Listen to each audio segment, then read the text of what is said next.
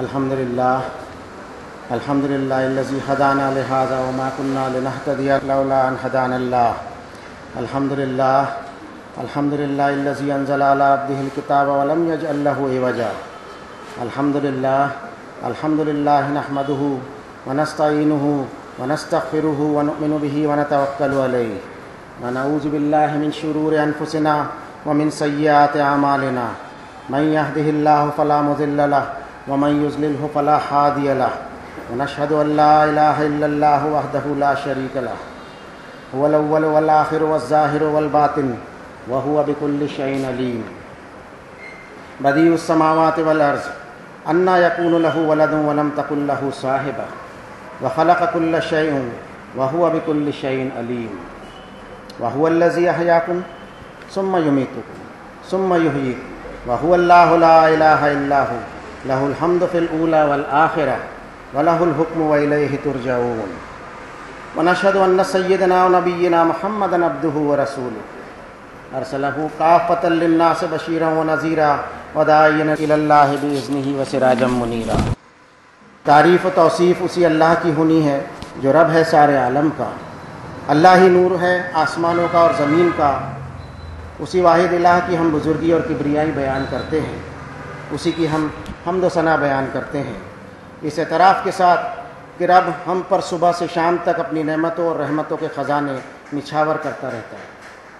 وہ رب جس کا کوئی ہمسر ہو ہی نہیں سکتا. اس پر کبھی کوئی برا وقت نہیں آتا کہ اسے کسی کام بنانے والے کی ضرورت پیش آئے. وہ کبھی غائب نہیں ہوا کرتا. وہ تو ہر مخلوق کے ہر عمل کی خبر رکھتا ہے.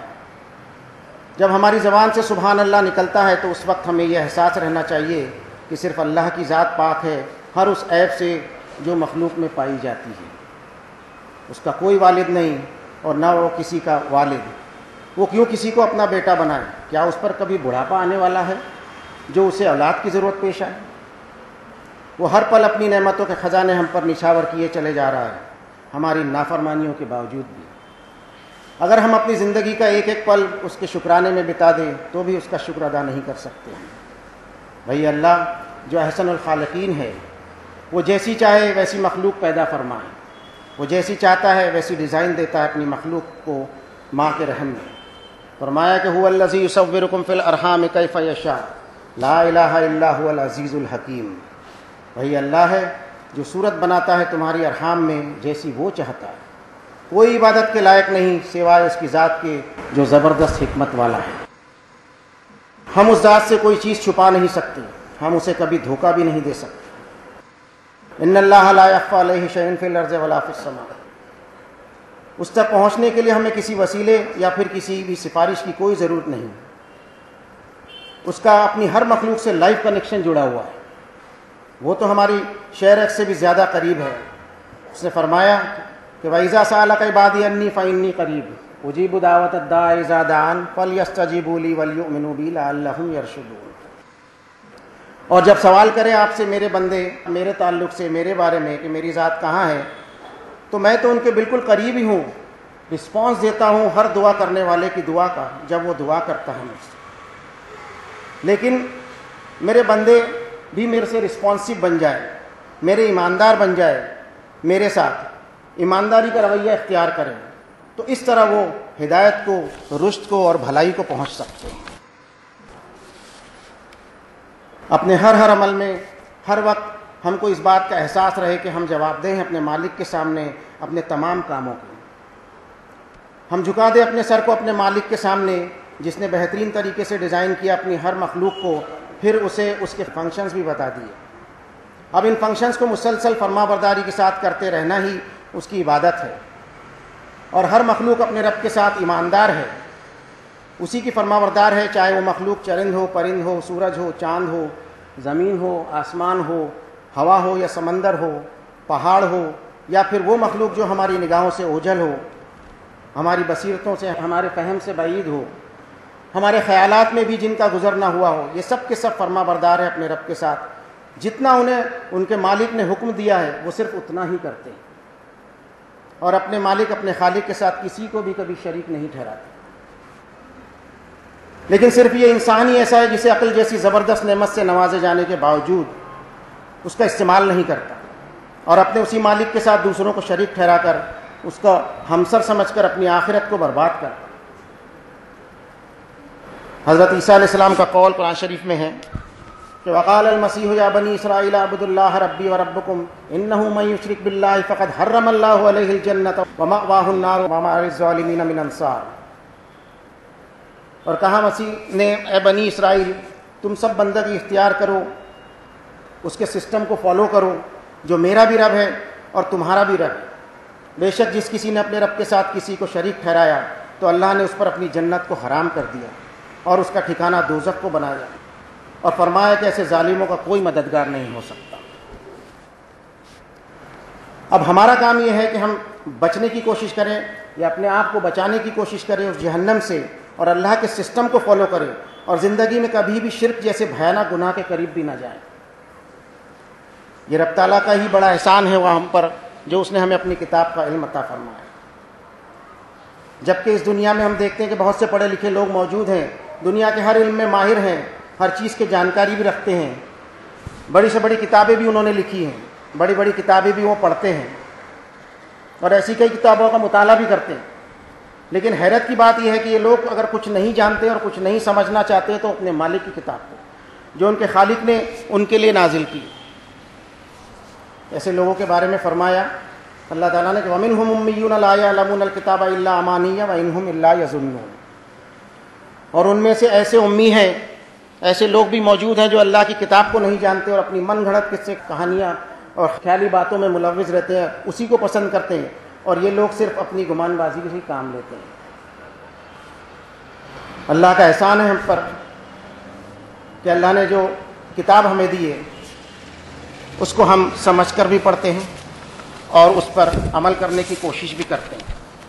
اللہ کا ہم شکر ادا کریں اور جتنا شکر ادا کریں گے ہم اس پر اتنا کم ہوگا. لیکن ہمیں بھی ایک بات کا خیال رکھنا ہوگا اللہ کی کتاب پڑھنے کے بعد، جس کا حکم بھی ہمیں کتاب اللہ میں ہی ملتا ہے. یہ ہمیں سورہ اعراف 7 نمبر کی سورت کی 175-76 نمبر کی آیت میں ملتا ہے. میں ایک آیت آپ کے سامنے پڑھوں گا، دوسری آیت آپ لوگ جا کر کے پڑھیے گا کیونکہ یہ آیت جب آپ پڑھیں گے تو آپ کے رونگٹے کھڑے ہو جائیں گے. وَاتْلُ عَلَيْهِمْ نَبَأَ الَّذِي آتَيْنَاهُ آيَاتِنَا فَانسَلَخَ مِنْهَا فَأَتْبَعَهُ الشَّيْطَانُ فَكَانَ مِنَ الْغَاوِينَ. دونوں آیتوں کا میں ترجمہ کروں گا تو اور پڑھ کر سنا دو انہیں اس شخص کا حال جسے ہم نے ہماری آیتوں کا علم دیا تھا، پھر وہ ان آیتوں کی پابندی سے نکل بھاگا، اب اس کے پیچھے لگ گیا شیطان اور وہ ہو گیا گمراہوں میں سے. اگر وہ ہماری مشیت پر چلتا تو ان آیتوں کے ذریعے اسے بہت اونچا مقام ہم عطا فرماتے، لیکن وہ تو زمین کی طرف مائل ہو گیا اور اس نے اپنی خواہش نفس کی اتباع کرنے لگا. وہ اب اس کی حالت اس کتے کی طرح ہو گئی کہ اگر تم اس پر کچھ بوجھ ڈالو تو بھی وہ اپنی زبان لٹکائے ہانپے ہوئے، اور اگر تم اسے چھوڑ بھی دو تو اس کی حالت ویسے ہی ہو اور وہ زبان لٹکائے ہانپتا رہے گا. یہ مثال ان لوگوں کو دی جا رہی ہے جو ہماری آیتوں کو جھٹلاتے ہیں، اس پر عمل نہیں کرتے، اس کو سمجھتے نہیں. سو آپ ان کو یہ احوال بیان کر دو تاکہ وہ اس واقعے میں تفکر کریں، غور و فکر کریں. کیا یہ آیت ہم سے مخاطب نہیں ہے؟ جی ہاں، میں سمجھتا ہوں جہاں تک یہ ہم ہی سے مخاطب ہے. اس آیت کو پڑھنے کے بعد ہمارے رونگٹے کھڑے ہو جانا چاہیے کہ جو کوئی اللہ کی کتاب کا علم رکھتا ہو اور اگر وہ اس کی پابندیوں سے نکل بھاگتا ہے تو ایسے شخص کی مثال رب تعالیٰ نے کتے سے دی، اور ایسا اختیار تو صرف اللہ تعالیٰ کو ہی حاصل ہے کہ وہ اس طرح کی مثال بیان کر سکتا. ہم چیک کریں اپنے آپ کو کہ کہیں ایسا تو نہیں ہے کہ ہم بھی اللہ تعالیٰ کی کتاب کی آیتوں سے نکل بھاگ رہے ہیں. اب ہم غور کریں کہ فنسلخ کیا ہے، اللہ کی آیتوں سے نکل بھاگنا کیا ہے. سب سے پہلی بات تو یہ ہے کہ اللہ کی کتاب کے آیتوں کو کسی بھی مول پر سودا نہیں کرنا، ایٹ اینی کاسٹ. اسے چھپایا نہ جائے، اسے لوگوں کے سامنے بیان کیا جائے، اور جو کچھ بھی پڑھا سنا اور سمجھا اس پر عمل کرنا ہے. جو لوگ اس طرح کی حرکتوں میں گرفتار ہیں کہ اللہ کی کتاب کی آیتوں کو چھپاتے ہیں اور لوگوں کے سامنے بیان نہیں کرتے. اب لوگوں کے سامنے بیان کرنے کی بات یہ ہے کہ اپنے ویوہار سے، اپنے ایٹیٹیوڈ سے وہ بیان ہونا چاہیے. ایسے لوگوں کے بارے میں سورہ بقرہ میں بڑی عبرتناک وعید ملتی ہمیں ان الذين يكتمون ما انزل الله من الكتاب ويشترون به ثمنا قليلا اولئك ما ياكلون في بطونهم الا النار ولا يكلمهم الله يوم القيامه ولا يزكيهم ولهم عذاب اليم اولئك الذين اشتروا الضلالة بالهدى والعذاب بالمغفرة فما اصبرهم على النار. بے شک جو لوگ چھپاتے ہیں اسے جو اللہ نے کتاب میں نازل فرمایا اور اللہ کی کتاب کو چھپا کر وقتی فائدہ اور حقیر سا نفع حاصل کرتے ہیں، یہ وہ لوگ ہیں جو اس طرح کا مال کھا کر اپنے پیٹ میں جہنم کو بھر رہے ہیں. کل قیامت کے دن نہ تو اللہ ایسے لوگوں سے بات کرے گا اور نہ ان کے گناہوں کا تزکیہ کرے گا، اور ان کے لیے تو دردناک عذاب ہوگا. یہ وہ بد نصیب لوگ ہیں جنہوں نے ہدایت کو چھوڑ کر ہدایت کو نہ لیتے ہوئے گمراہی خرید لی، گمراہی کا سودا کر لیا، اور اللہ کی مغفرت کو نہ لیتے ہوئے عذاب کو خرید لیا. اب یہ لوگوں کو اس آگ پر کیسے صبر آئے گا؟ ذرا ہم سوچیں، کیا ہم تو نہیں کہیں اس کام میں ملوث ہیں؟ ہم سے تو ایسا جانے انجانے میں نہیں ہو رہا کہ ہم اللہ کی آیتوں کو چھپا لے رہے ہیں لوگوں سے. ہمارا کام یہ ہے کہ ہم کسی سے بھی اللہ تعالیٰ کی کتاب کو نہ چھپائیں، ورنہ ہم بھی اس حرکت میں گرفتار ہو سکتے ہیں. ہمیں جتنا بھی علم ہمارے رب نے اپنی کتاب کا عطا فرمایا ہے ہم اسے دوسروں تک پہنچانے کی پوری کوشش کریں، اور اگر اس میں کوئی کمی رہ جاتی ہے تو اللہ کی ذات سے امید ہے کہ وہ ہمیں معاف فرما دے.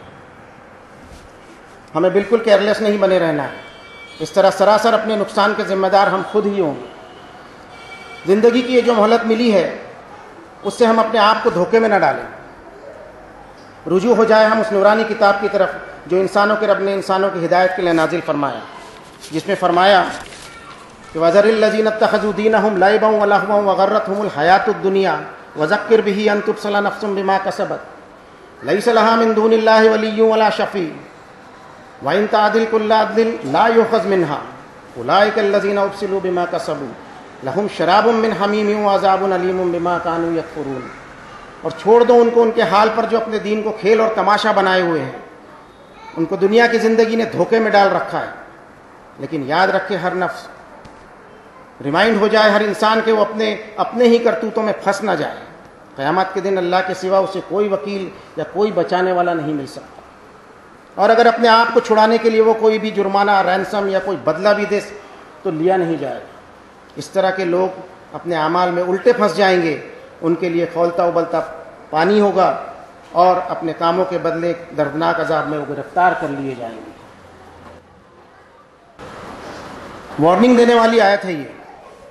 کتنی وارننگ اس آیت میں مل رہی ہے ہمیں؟ ہم دیکھتے ہیں، ہم چیک کریں کہ جس دین پر ہم چل رہے ہیں کہیں اس میں ہم کھیل تماشے اور رسومی دین تو نہیں بنا ڈالا ہم نے اس کو، اور اس دنیا کو ہم نے ہمیشگی والی تو نہیں سمجھ لیا. ہر انسان نے اپنے آپ کو چیک کرتے ہوئے زندگی گزارنی ہے، کیونکہ وہاں کوئی وکیل، کوئی مدد کرنے والا ہمیں ڈھونڈنے سے بھی نہیں ملے گا، کوئی چھڑانے والا بھی نصیب نہیں ہوگا. بلکہ انسان کا یہ معاملہ ہوگا کہ وہ اپنے آپ کو چھڑانے کے لیے اپنے دوست، اپنے بیوی، بچہ، بھائی کو بھی پیش کرے گا. اللہ تعالیٰ نے سورہ معارج میں فرمایا کہ وَلَا يَسْأَلُ حَمِيمٌ حَمِيمًا يُبَصِّرُونَهُمْ يَوَدُّ الْمُجْرِمُ لَوْ يَفْتَدِي مِنْ عَذَابِ يَوْمِئِذٍ بِبَنِيهِ وَصَاحِبَتِهِ وَأَخِيهِ وَفَصِيلَتِهِ الَّتِي تُؤْوِيهِ وَمَنْ فِي الْأَرْضِ جَمِيعًا ثُمَّ يُنْجِيهِ. کوئی جگری دوست اپنے کسی دوست کو نہیں چھڑا سکے گا، حالانکہ ایک دوسرے کو دیکھ بھی رہے ہوں گے.